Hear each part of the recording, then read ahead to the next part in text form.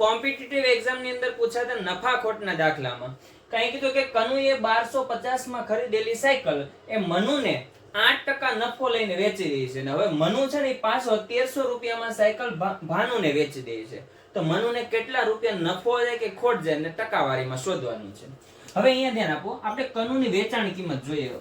કનુએ ખરીદેલી કિંમત કેટલી છે કનુની? તો કે 1250 રૂપિયા. હવે 8% નફો લઈને વેચે એટલે કેટલા 8%? તો કે 1250 એ 8%. 1250 એ 8% નફો લે અને શું કરી દે છે? વેચી દે છે. બરાબર. એટલે જો 0 થી 0 કેન્સલ થાય, 2 પંચા 10 અને 4 દુ 8, 2 2 ગયા અને 25 પંચા 125. બરાબર. 25 ચોક 100.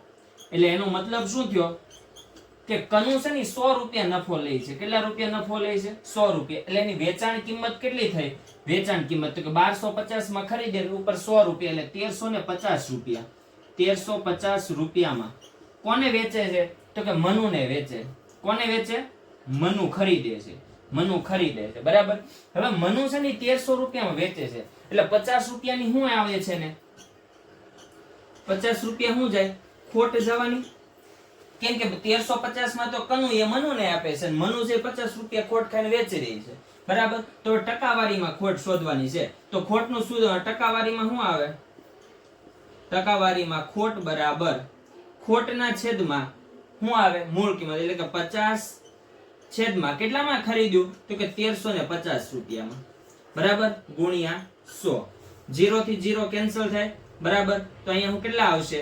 5 દુ 10 અને 5 * 35 એટલે 27 આવશે.